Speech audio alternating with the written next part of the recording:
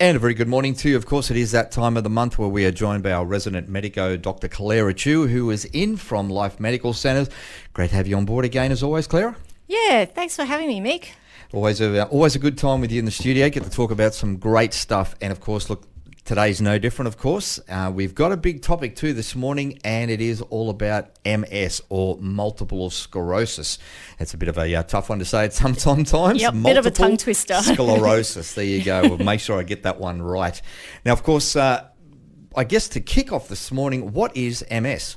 Yeah, so MS is an autoimmune disease, and auto means oneself. So it's where the body's own immune system mistakenly attacks and damages the fatty material called myelin, which is around the nerve. So myelin is important for protecting and insulating the nerve so that the electrical messages that the brain sends to the rest of the body travels quickly and efficiently. So as the myelin breaks down during an MS attack, a process that's called demyelination, patches of nerves become exposed and then scarred, which then leaves the nerves unable to communicate messages properly, and then at risk of subsequent degeneration. So this means that the brain can't talk to the other parts of the body, and this results in a range of symptoms that can include a loss of motor function, so things like walking, hand and arm function, or a loss of sensation, as well as pain, vision changes, and changes to one's thinking and memory. So who is affected by it? Okay, well, to answer that question, I'll give you some stats from the MS Australia website. So the average age of diagnosis is between 20 and 40 years, so commonly starts when people are younger. 3 out of 4 Australians diagnosed with MS are women. Oh, wow. So very much a female kind of disease.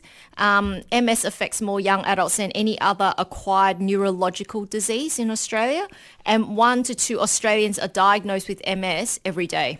Oh my gosh. So is it influenced by genetics, lifestyle, or a bit of a combination of the two? Yeah, so like most autoimmune diseases, MS occurs when individuals with a genetic predisposition are exposed to a particular environmental trigger. So Epstein-Barr virus, which causes glandular fever, has been recognized as a potential risk factor. So while it doesn't appear that we can control whether someone develops an MS, there is some evidence that making good lifestyle choices can improve the symptoms of MS. So for example, research is starting to show that saturated fats and dairies are particularly harmful for people with MS. So for them, switching to a plant-based whole food diet that's rich in omega-3 while excluding dairy and minimizing saturated fats intake can also improve their symptoms.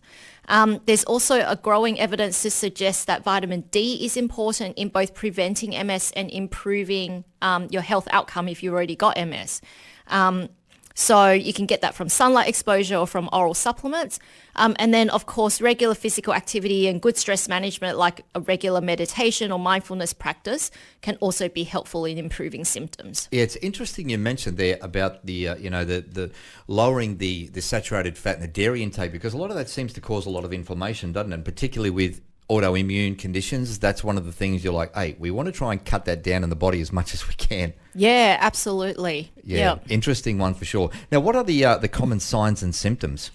Look, so some of the symptoms can be a bit vague. Things like fatigue. Fatigue comes up with almost everything that we talk about. But then there are other things that are a bit more specific. So more specific to MS is things like vision problems. So sometimes people can see double or start to notice that their vision is changing. Numbness and tingling is another one. Some people can get muscle spasms, weakness, stiffness, problems with their mobility. They can get pain. They can get problems with their thinking, learning and planning. Again, a bit of a vague one. Is it brain fog from COVID? Is it, something else? Depression and anxiety. Some people can, obviously, because it affects the nerves, can cause sexual problems, bladder problems, bowel problems, even speech and swallowing difficulties. Wow. Now, how was it diagnosed? Yeah, so by its very name, multiple sclerosis, where sclerosis means scarring, suggests that there are multiple lesions or scars. So to clinically diagnose MS, there needs to be evidence of not only multiple attacks at different locations in the central nervous system, so I'm talking about the brain and the spinal cord, but also that these occur at different times. So it's different times, different locations, altogether.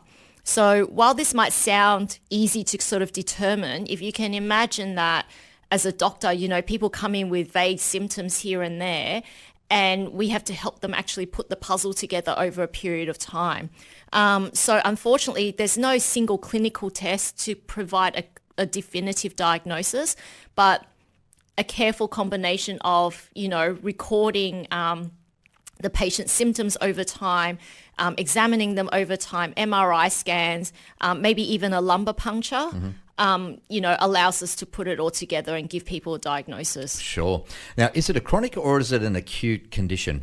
Yeah, so unfortunately, MS is a chronic condition, and currently there is no cure, although there are some very good medications out there, which we will talk about in a bit, which helps people to remain symptom-free for a long time. Awesome. We've got Dr. Clara Chu, of course, our resident medico in the studios with us this morning, chatting about MS or multiple sclerosis. We'll take a short break. We'll be back right after this. And welcome back, of course. We are joined with our resident medico, Dr. Clara Chu from Life Medical Centres, is in the studio this morning, and we're continuing our talk on multiple sclerosis, otherwise known commonly as MS. Now, Clara, what methods of treatment are available? So there are various ways to control the symptoms of MS. The obvious one is medication, which everyone would obviously jump to. The other is using lifestyle changes. So that's pretty interesting. But we'll talk medication first. So medications for MS fall broadly into three groups. Those that reduce the risk of relapses and disease progression. So we call them disease-modifying therapies. Those that can treat an active relapse.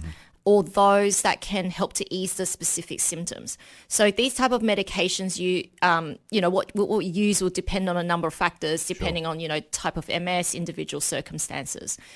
So when we're talking about things like disease-modifying therapies, also called immunotherapies, they work by modifying the activity of the immune system to slow down the frequency and the severity of the attacks to the central nervous system. These medications are most oftenly prescribed for people with what we call relapsing or remitting MS. So the MS that seems to come and go, and this is where the evidence has shown that that's the most effective. There are more general medications like corticosteroid medication, and that can reduce symptoms from an acute relapse and ease the inflammation at a particular site. And then we've also got medications that might be used to treat things like incontinence or spasticity or pain or depression. So we'll use those quite specifically. Yeah.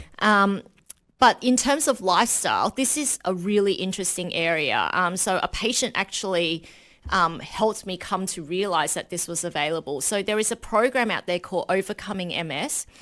This was developed by an Australian doctor called George Jelinek. Hopefully I've pronounced his name correctly. And George's mother died in 1981 as a consequence of her MS. And towards the end of her life, she was totally incapacitated, unable to feed herself or care for herself.